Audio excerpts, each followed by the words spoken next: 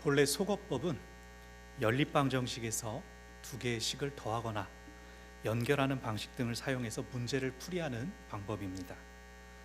이렇게 속어법을 사용하면 두 개 이상으로 복잡하게 이루어진 연립방정식 전체가 단순해집니다. 이렇게 전체적인 구조를 단순하게 만들면서 정답으로 나아갑니다. 단순하게 만드는 과정에서 수식이 수와 기호를 잃는 것처럼 보이지만 전체적인 구조에서는 오히려 찾아야 되는 목표, 정답에 가까워지는 것이죠. 불필요한 것이 사라지고 숨겨졌던 영역이 드러납니다.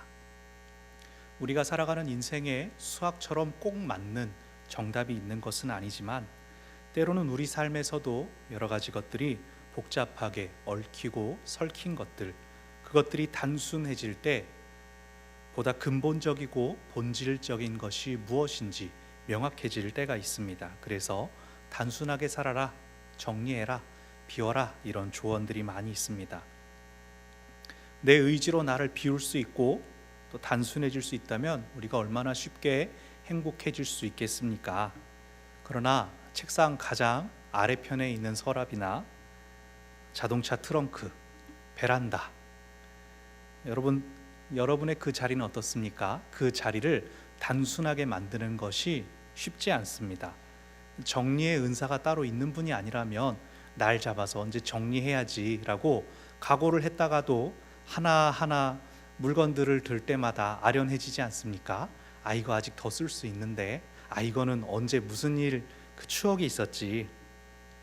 누군가가 적극적으로 개입해서 마구 버리지 않는 한 내 스스로 무언가를 정리해서 단순해지는 것이 쉽지 않습니다.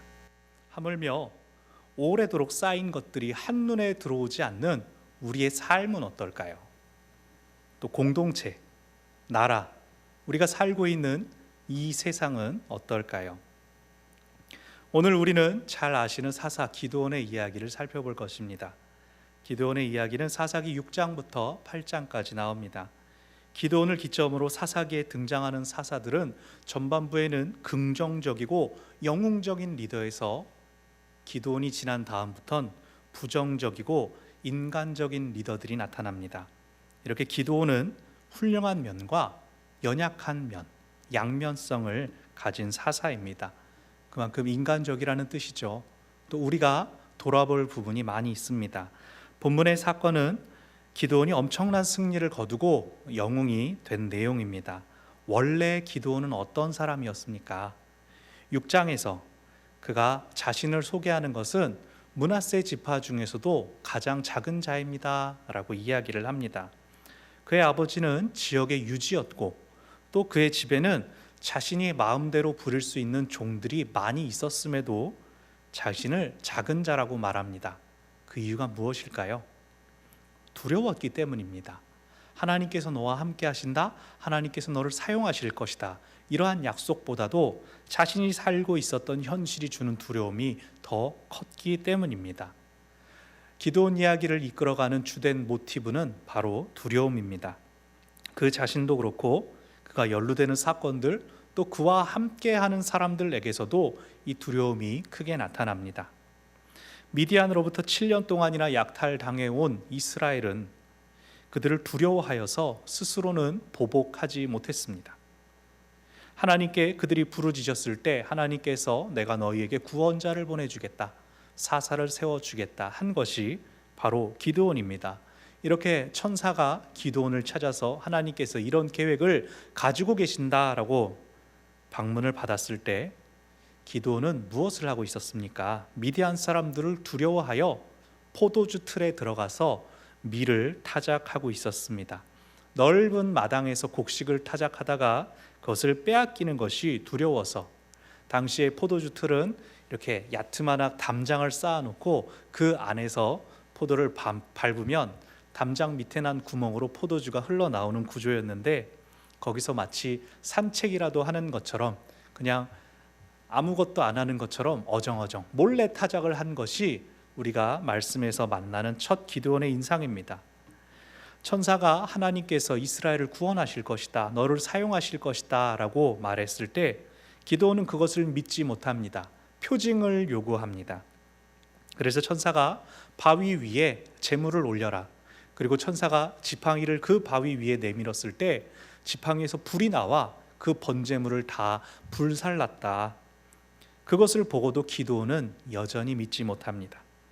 기드온은 이때뿐 아니라 계속해서 끊임없이 하나님의 뜻을 확인하기 위해 여쭙고 또 여쭙고 또 여쭙습니다. 사실 이것은 좋은 태도입니다. 우리가 믿음을 확인할 때 자신을 돌아보고 하나님의 뜻이 무엇인지 명확하게 아는 것은 매우 중요합니다.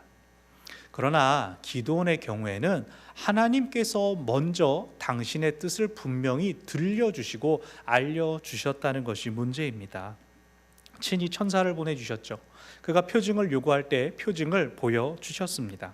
그러나 그가 하나님의 약속을 신뢰하지 못해서 주변 상황들이 너무나 두려워서 계속 이렇게 해주십시오, 저렇게 해주십시오, 하나님의 뜻을 자신이 이해하고 납득할 수 있는 방법으로 확인하려고 했습니다. 이러한 반복적인 확인은 자신이 하나님을 불신하고 있다는 것을 드러내는 것이었죠. 6장 후반부에 나오는 양털 기도를 아실 것입니다. 자연의 섭리를 거슬러서 밤이 지나면 당연히 이슬이 맺히는 것인데 그 이슬에 양털만 젖어 있고 바닥은 말라 있게 해주십시오. 그것을 보여주셔도 반대로 이번엔 바닥만 젖어 있고 양털만 젖게 해주십시오. 초자연적인 현상으로 하나님의 뜻을 알려달라고 요청했습니다. 그리고 하나님은 그의 두려움을 아시기 때문에 그의 기도에 응답하셨습니다. 이것은 기드온이라는 한 사람에게 맞추신 하나님의 응답 방법이지 우리도 그렇게 해야 된다, 소음 뜯어놓고 기도해야 되는 건 아닙니다. 아무리 놀라운 일을 하나님께서 보이시고 행하셔도 우리의 믿음이 자라지 않을 때가 있습니다. 하나님께서 아무리 보여주시고 들려주셔도 그것을 알아보는 눈, 알아듣는 귀가 없기 때문입니다. 와, 놀랍지만 그럴 수도 있지. 와, 신기한 일이지만 나와는 상관없는 일이라고 생각하기 때문입니다. 과학과 문명이 발달해서 지식은 늘어나지만 한편으로 여전히 미지의 영역이 많다는 것을, 우리가 몰랐던 것이 더 많다는 것을 알게 되지 않습니까? 사람들은 우주가 얼마나 넓은지 그 끝을 보기 원한다고 위성을 띄워 보내는 기술을 가지고 있지만 정작 우리의 몸속, 눈에 보이는 공기 중에 미세한 부분까지도 아직 모르는 것이 많이 있습니다. 하나님께서 지으신 세상을 전부 완전히 파악하는 것은 불가능할 것입니다. 그럼에도 사람들은 사람들이 가진 안경으로, 그 지혜와 지식으로 모든 것을 알 수 없는 한계로 하나님의 일하심을 측정하려고 합니다. 이것은 하나님의 일하심을 알지만 받아들이지 않는 것입니다. 6장에서 그 천사가 당신의 말이 맞습니까? 하나님께서 당신을 보내셨습니까? 표징을 보여주십시오라고 천사를 시험했던 기드온이 6장 후반으로 가면서는 하나님께 시험을 당합니다. 기드온의 아버지 요아스는 마을에서 관리하는 바알의 제단을 소유하고 있었습니다. 근데 하나님께서 너 그것을 부수고 파괴해라, 기드온에게 그렇게 명령을 하십니다. 기드온은 아버지와 사람들을 두려워하여서 밤에 종들을 데리고 몰래 그것을 행합니다. 바알의 단을 파괴하고 또 나무로 만든 아세라상을 찍어서 불태웁니다. 다음날 아침에 이렇게 파괴된 제단과 상을 본 마을 사람들이 기드온이 한 짓을 알고 쫓아옵니다. 그를 탓합니다. 그로 인해 우리가 바알로부터 재앙을 당할 것이다. 근데 놀랍게도 그 자리에서 가장 속상하고 가장 불쾌하고 화를 냈어야 할 아버지 요아스가 앞장서서 내 아들이 이렇게 행한 것은 하나님의 뜻이었다, 기드온을 지지하고 응원하는 일이 나타납니다. 바로 이 일로 인해 내가 가장 연약하고 내가 가장 작습니다라고 말했던 기드온이 하나님께서 선택하신 사사요, 이스라엘의 희망으로 승격됩니다. 누가 이것을 예상했겠습니까? 기드온은 한치 앞을 알 수 없는 두려움 속에서 하나님께서 자신에게 맡기신 일을 감당했습니다. 그리고 거기에 하나님께서 개입하셔서 그 결과를 그가 예상하지 못한 길로 인도하신 것이죠. 이러한 역사가 지금도 나타납니다. 여러분, 기도하시다 보면, 또 말씀을 묵상하시다 보면 갑자기 마음이 요동치고 감격이 차오르는 때가 있지 않습니까? 생각지도 않았던 길과 계획이 열리는 것을 경험합니다. 누군가에 대한 감정과 생각이 갑자기 바뀌는 일이 있습니다. 우리는 모든 것들이 당연히 일어날 수 있는 것이라고 말할 수 없음을 인정해야 됩니다. 신비의 영역이 있다는 것이죠. 그렇게 어떤 일들은 생각지도 않게 일어나서 우리를 예상치 못한 곳으로 이끌어 갑니다. 아버지의 인정을 시작으로 하나님과 상호 시험을 통과한 기드온은 이제 4개 지파의 사람들을 보내어 군대를 소집하고 총사령관이 됩니다. 오늘 본문에서 우리 함께 읽은 본문 3절을 보면 기드온의 부름에 대하여 응답한 사람이 무려 3만 2천 명이었음을 알 수 있습니다. 기드온은 자신이 가진 두려움 때문에 하나님의 부르심에 망설이고 표징을 구했지만 그가 하나님께 응답하고 행동하자 그의 염려와 달리 많은 이들이 그 부름에 응답하여 달려온 것을 볼 수 있습니다. 여기 응한 지파들은 기드온이 속한 므낫세 지파, 그 외에 아셀, 스불론, 납달리 지파였습니다. 이들은 이스라엘 골짜기를 기준으로 므낫세는 남쪽, 그리고 다른 지파들은 그 골짜기 위편에 위치해 있었습니다. 미디안 족속은 요단 동편 땅에서 건너와 주로 므낫세와 이사갈 지파의 영역에서 약탈을 행했지만 여기서는 해변에 있었던 직접 요단과 경계가 닿지 않는 아셀 지파까지도 이 싸움에 군대를 보낸 것을 볼 수가 있습니다. 미디안에 의해서 7년 동안이나 수탈을 당했던 이스라엘 사람들은 싸우기 위해 그렇게 많은 사람들이 모인 것을 보고 감격했을 것입니다. 가슴이 벅차오르고 우리가 무엇이든 할 수 있을 것이라는 자신감이 생겨났을 것입니다. 그런데 하나님께서 의외의 말씀을 하십니다. 오늘 본문 7장 2절에서 너를 쫓은 백성이 너무 많은즉 이라고 하십니다. 이제 큰 싸움을 싸워야 되는데, 몇 년 동안의 이 억울함을 풀어내기 위한 큰 싸움을 싸우러 가야 되는데 하나님이 사람이 너무 많다라고 하십니다. 고대 전투에서 전투의 승패를 가로짓는 것은 무엇보다 병력이었습니다. 쉬운 말로 쪽수가 많아야죠. 머릿수가 많아야 하고 그 다음에 그들이 잘 훈련받고 또 좋은 기술들이 있어야 합니다. 고대까지 가지 않더라도 한국전쟁 때 남한군과 연합군이 압록강까지 북한군을 밀어붙였다가 왜 다시 밀려 내려왔습니까? 중공군이 참전하면서 우리 잘 알려진 인해 전술 때문에 밀려서 내려왔죠. 그것이 진짜 문자 그대로 사람을 퍼부은 것은 아니지만 다수의 병력이 계속해서 치고 하자 전열을 가다듬기가 어려웠습니다. 그래서 전쟁에서 병력이 많은 것이 중요하고 필요한 일입니다. 그런데 하나님은 너무 많다라고 말씀하십니다. 하나님은 사람들이 자신들의 힘을 믿고 하나님을 의지하지 않게 될 것을 경고하시는 것입니다. 눈에 보이지 않는 하나님의 도움보다 눈에 보이는 자신들의 머릿수를 믿게 될 것을 경계하십니다. 그래서 3절에서 인원을 줄이기 위하여 두려워하는 자는 돌아가라 라고 합니다. 나이나 재산이나 다른 이유가 아니라 싸움을 두려워하지 않는 사람만 남아라. 죽거나 다치는 것이 두렵다면 도망가라 라고 합니다. 과연 몇이나 돌아올까요?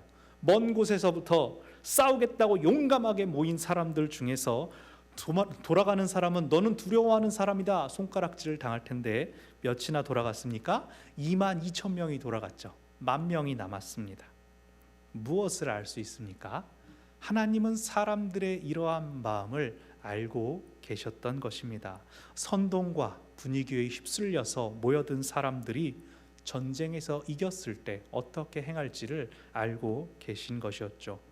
하나님의 도우심과 인도하심을 잊고 자신들의 힘을 과시하고 자랑할 것을 아신 하나님께서 일부러 머릿수를 제하신 것입니다. 수를 줄여서 그들이 스스로를 과신할 수 없게 하신 것입니다.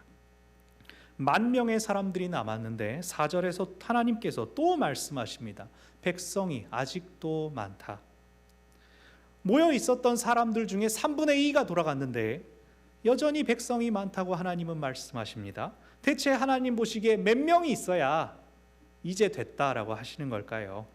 이번엔 하나님께서 직접 사람들을 선택하겠다고 말씀하십니다. 그 방법은 5절에서 사람들을 샘으로 데려가서 물을 마시게 하면서 물에 직접 입을 대고 마시는 사람들, 물을 손으로 떠서 먹는 사람들을 분류하는 것이었습니다. 6절을 보니까 손으로 물을 떠 마시는 사람이 300명이었고 하나님께서는 그들을 통해 이스라엘을 구원하겠다 선택하셨습니다. 이것은 손으로 물을 떠먹는 방법의 중요성이나 하나님 물 앞에 겸손할 것, 이런 영적인 가치를 이야기하는 게 아닙니다. 물에 대한 공손함은 아무런 의미가 없습니다. 만약 1만 명 중에 대부분이 손으로 물을 떠먹고 300명이 물에다 입을 대고 마셨으면 하나님은 엎드려서 물 먹은 사람들을 쓰셨을 것입니다. 무슨 뜻일까요? 하나님의 선택의 기준은 사람의 생각으로 불가능하다고 여겨지는 그 시점, 거기에 계시다는 것입니다. 왜일까요? 하나님은 사람의 머릿수에 따라 일하시는 분이 아니시기 때문입니다. 그것을 보여주시기 위한 선택이었습니다. 어떻게 300명으로 미디안 군사들과 싸울 수가 있습니까? 하나님께서 그것을 알려주실 것입니다. 그것을 보여주실 것입니다. 그래서 오늘 하나님의 속어법 첫 번째, 하나님께서 처음 제거하시는 것은 바로 머릿수입니다. 사람의 능력을 가장 원초적으로 보여주는 양적인 면을 제거하십니다. 그래야 하나님의 영광이 잘 드러나기 때문입니다. 하나님께 더욱 집중하게 되기 때문입니다. 코로나19와 관련하여 우리나라가 초기에 잘 대응하고 있었습니다. 그런데 통계를 쭉 볼 때 특수한 시점, 특수한 지점들에서 감염과 확산이 폭발적으로 일어났었습니다. 질병관리청의 발표에 의하면 작년 한 해 대유행이 크게 일어났던 시점은 2월, 그리고 8월, 그리고 12월이었습니다. 어떤 사건들, 어떤 단체들이 생각나십니까? 그 가운데는 신천지와 같은 이단도 섞여 있고 또 12월에 IM 선교와 같은 사이비도 있지만 잘 모르는 보통 사람들의 관점에서는 그 모든 대유행들의 뒤에 교회가 있다, 기독교가 문제다라고들 말하지 않았습니까? 실제로 정통 교회들 중에서도 방역에 협조하지 않고 마스크 없이 모여라, 괜찮다. 얼마 전에 아주 재미난 뉴스가 났죠. 이 카드를 가지고 있으면 병에 걸리지 않는다라고 말씀하신 목사님이 있었죠. 이 모든 사건들로 인해서 사회적으로 교회가 지탄받는 것에 대하여 마음 아파하다가 최근 들어 특히 오늘의 이 본문을 묵상하는 가운데 머릿수를 줄이시는 하나님을 만났습니다. 싸우러 나가는 사람들이 그 싸움을 두려워한다면 싸움이 잘 되지 않을 것입니다. 그들은 용사로 준비된 것이 아니라 겉으로만, 말로만 용사들이었습니다. 마찬가지입니다. 기독교라고, 교회라고, 우리가 하나님 예배하는 사람들이라고 간판을 걸고 있지만 진짜 교회가 아닌 표면상의 교회들이 있었고 그것들이 걸러지는 과정이 우리 눈에 나타난 것은 아닐까 하는 생각이 들었습니다. 그러나 제 말씀을 오해하지 마시기 바랍니다. 병 걸린 교회가 건강하지 못했던 교회들이라 이렇게 말하는 것이 절대 아닙니다. 그러나 우리 모두가 방역을 위해서 노력해야 하는 것이 맞습니다. 우리 공동체도 그래서 비대면 예배로 전환하고 힘겨운 시간들을 여태까지 잘 달려오지 않았습니까? 사람들은 교회를 보면서 하나님을 찾습니다. 믿는 사람들, 성도들의 삶을 통해서 하나님의 임재를 느끼려 합니다. 그래서 예수님께서 저희한테 말씀하셨지 않습니까? 너희는 세상의 소금이다. 너희는 세상의 빛이다. 너희가 장차 소금이 되어라, 빛이 되어라 라고 하신 것이 아니라 너희는 소금이다, 너희는 빛이다. 이미 우리는 책임과 사명을 진 사람들입니다. 그러나 그렇게 살지 못했다는 것이 이번 기회에 드러났다고 생각됩니다. 싸움에 나온 사람들을 돌려보낸 이유는 그들이 부족하기 때문에, 모자라기 때문에, 그들이 죄를 지었기 때문이 아닙니다. 하나님의 영광이 더 드러나도록, 많은 사람들이, 그 싸움을 보는 사람들이 하나님께 보다 집중할 수 있도록 하기 위한 것이었던 것처럼, 코로나19로 인해서 교회가 흩어지고 약해진 것처럼 보이는 것은 도리어 우리 모두가 하나님께 집중하고 하나님의 영광이 더 드러나게끔 하려는 것입니다. 소수의 사람들이 싸움을 싸우지만 그 영광과 기쁨은 하나님으로부터 흘러나와 온 이스라엘이 누리게 됩니다. 이것은 현재 우리 공동체에도 똑같이 적용할 수 있습니다. 현장에 오시는 분들, 그리고 유튜브 실시간 예배 접속하시는 동시 접속자 인원을 통해서 대강의 예배 인원을 저희들이 추산하고 또 확인합니다. 어떨까요? 조금 줄었습니다. 개인적인 상황들, 또 실시간이 아니라도 언제든 가능하신 시간에 접속해서 개인적인 예배를 드리는 분들이 있음을 알지만, 확실히 여러 가지 이유로 또 마음의 어려운 상황들로 인해서 잠깐 공동체를 떠난 분들이 분명히 계십니다. 이런 우리에게 오늘 말씀이 던지는 위로가 있습니다. 현상적으로 두려움 때문이든, 단순히 물을 마시는 방법이 달라서든 인원이 줄어든 것 자체가 패배가 아니라는 것입니다. 하나님께서 승리로 인도하시는 과정일 뿐입니다. 그래서 저는 우리 공동체가 이 시간을 통해서 더욱 하나님을 의지하고 또 하나님께 영광 돌리는 것을 더 많이 노력했으면 하는 바람이 있습니다. 이제 이 적은 300명의 인원으로 너희를 구원하겠다 하시는 하나님의 말씀을 들을 때 기드온의 마음은 어떨까요? 모였다가 당신들은 돌아가십시오. 왜 물을 수그려서 드셨어요? 돌아가세요. 이 말을 들었을 때 사람들은 어떤 마음이었을까요? 자, 여러분, 손으로 물 떠드신 300명 여러분이 선택되셨습니다 했을 때 이 사람들의 마음은 또 어땠을까요?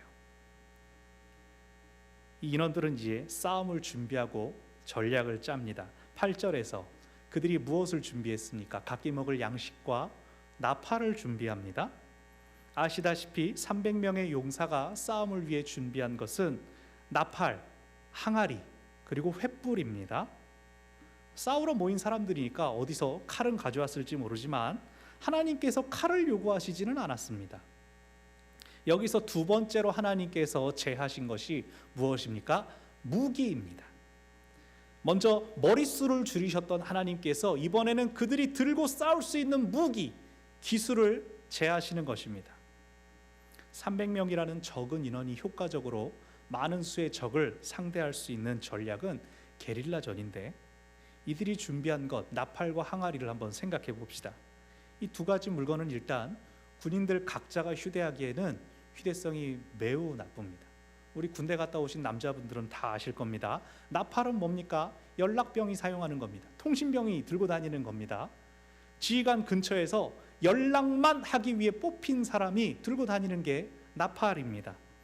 일반 병사들이 서로 갖고 다니다가 깨지거나 상하게 되면 연락과 지시가 순조롭게 이루어지지 않습니다. 이것은 특별한 사명과 임무를 위한 물건입니다. 또 항아리, 여기서 말하는 항아리는 진짜 그냥 항아리입니다. 화분으로, 바닥이 깨지면 화분으로 쓰고 쌀독으로 쓰고, 이 깨지는 물건, 이게 뭐 굳이 무기로 쓴다면 이제 깨장창, 투척용, 일회용으로 쓸 수는 있겠죠. 근데 원래 그런 무기가 아니죠, 항아리는.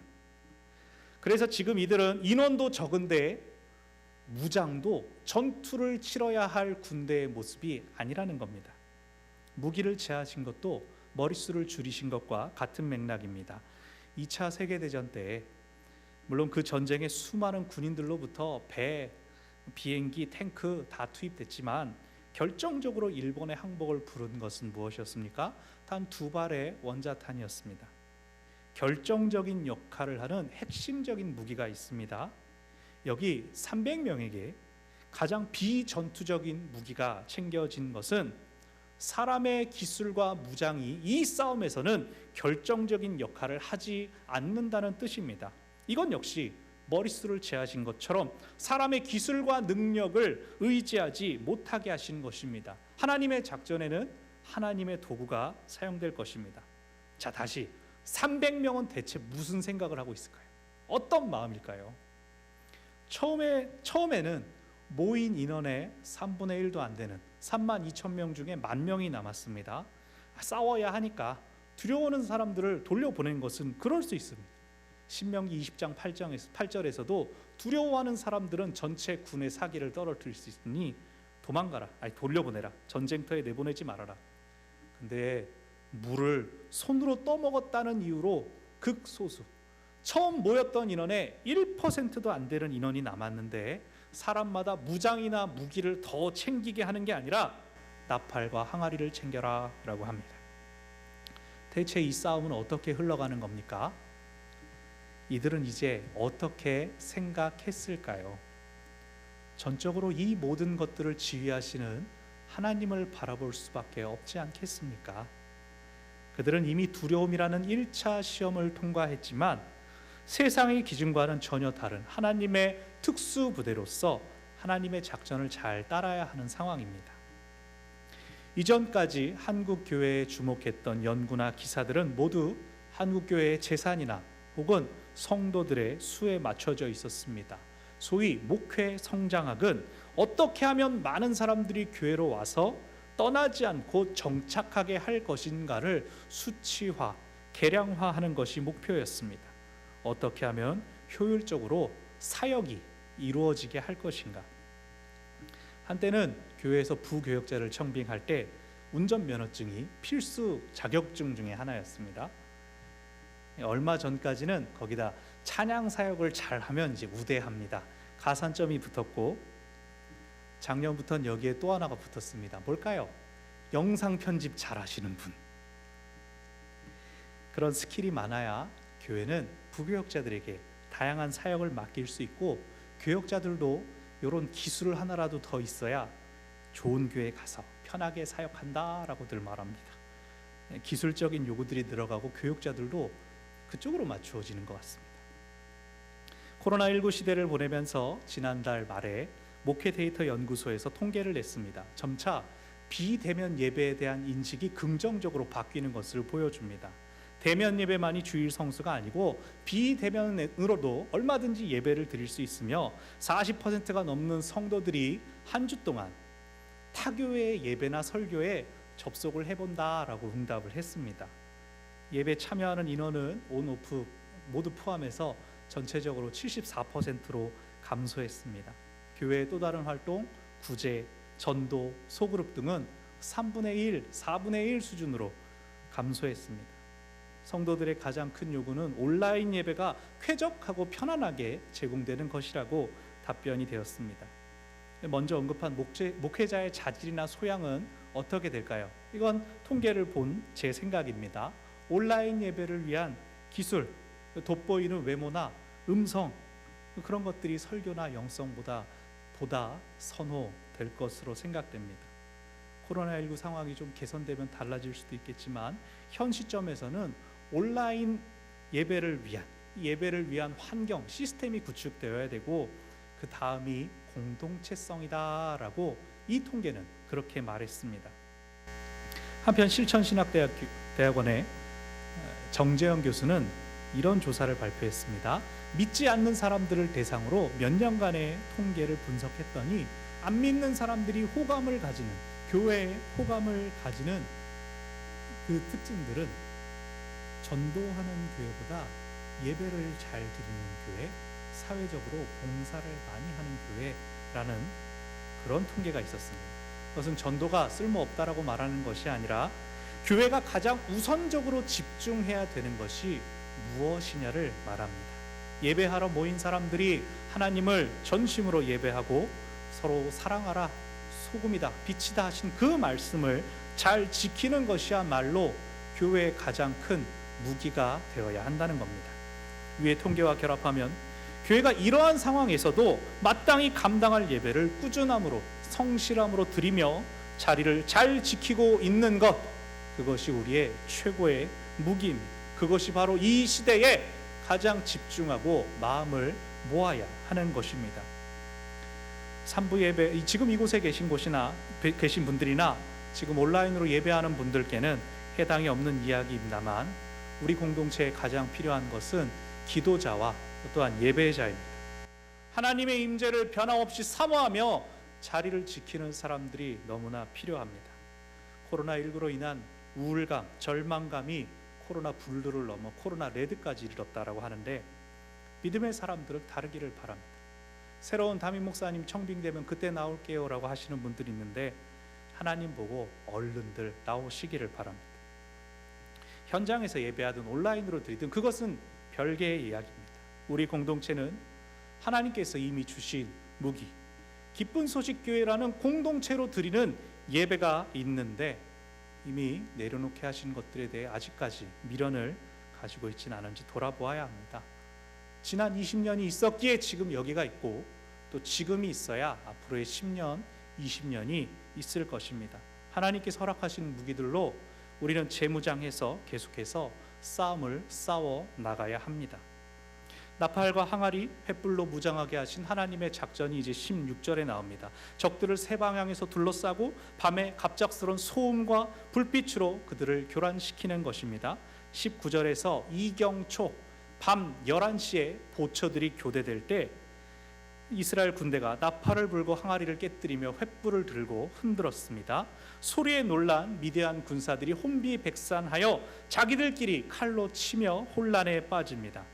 이러한 일이 일어난 이유는 미디안 군사들이 미디안, 아말렉, 동방 사람들의 연합군이었기 때문에 한밤중에 갑자기 일어난 사태에 잘 대응하지 못했기 때문이기도 합니다. 그러나 더 중요한 것은 한밤중에 300명이 이 작전을 잘 수행할 수 있도록 하나님께서 도우셨기 때문입니다.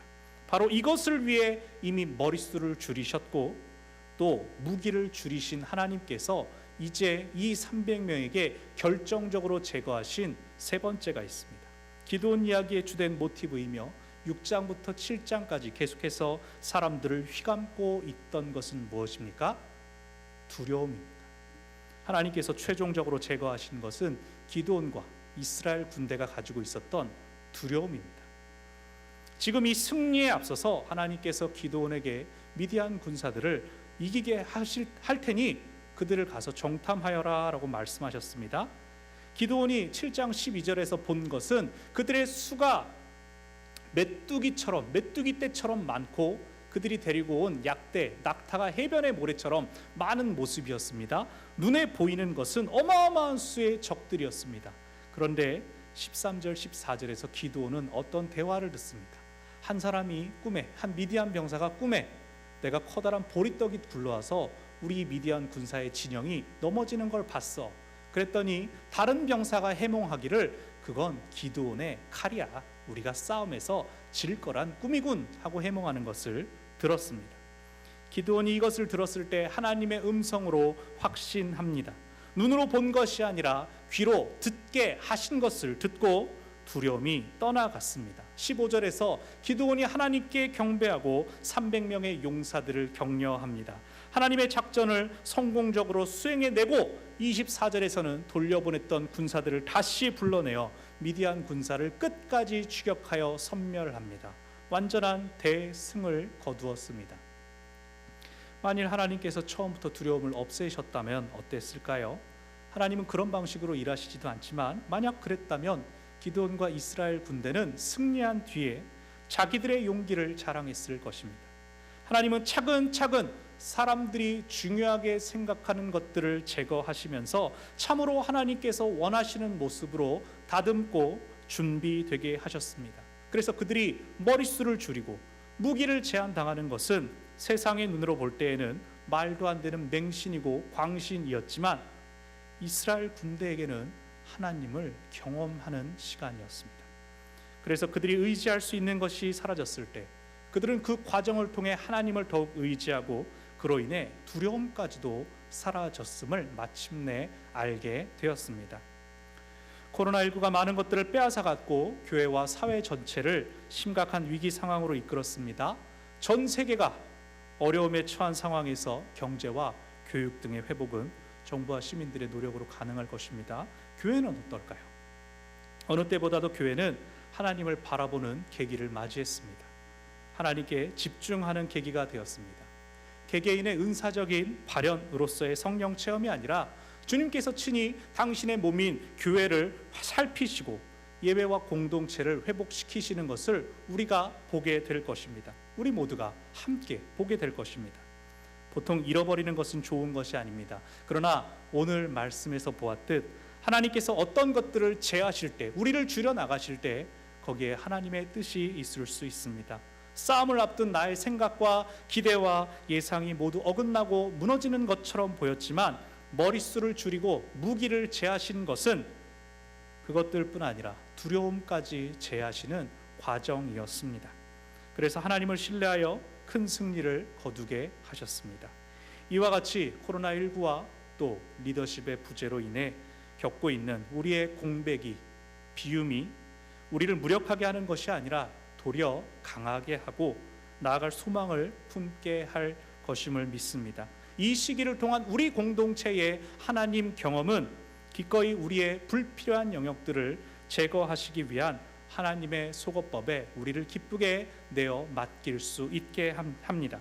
그래서 훗날에는 현재의 약함이 강함이 되고 가난함이 부함이 되어 하나님께 영광 돌리는 그 은혜를 누리게 될 저와 여러분이 되시기를 바랍니다.